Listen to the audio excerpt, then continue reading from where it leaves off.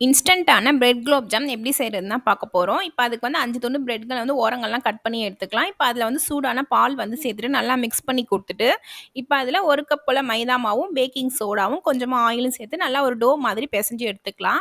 இப்ப அந்த பெசஞ்ச டோல கைகள்ல கொஞ்சமா ஆயில் தடவிட்டு, இப்ப அதுல சின்ன சின்ன குலோப் ஜாம் உருண்டைகள் மாரி உருட்டி எடுத்துக்கலாம். இப்ப அத எடுத்து வச்ச உருண்டைகள வந்து நம்ம சூடான ஆயில்ல போட்டு ஒரு பொன்னிறமா செவக்க வேக வச்சு எடுத்து வச்சுக்கலாம்.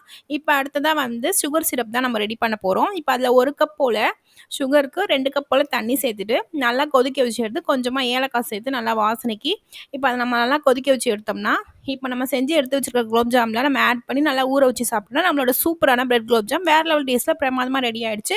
நீங்களும் உங்க வீட்ல கண்டிப்பா இந்த ரெசிபிய ட்ரை பண்ணி பார்த்துட்டு, எப்படி இருந்துச்சுன்னு சொல்லி மறக்காம கமெண்ட்ல சொல்லுங்க. இந்த ரெசிபி புடிச்சிருந்துச்சுன்னா, மறக்காம நம்ம சேனல சப்ஸ்கிரைப் பண்ணி வச்சு பார்த்துக்கோங்க. இதே மாரி நான் அடுத்த ஒரு இன்ட்ரஸ்டிங்கான ரெசிபியோட நான் உங்கள வந்து பார்க்குறேன். தேங்க்ஸ் ஃபார் வாட்சிங்.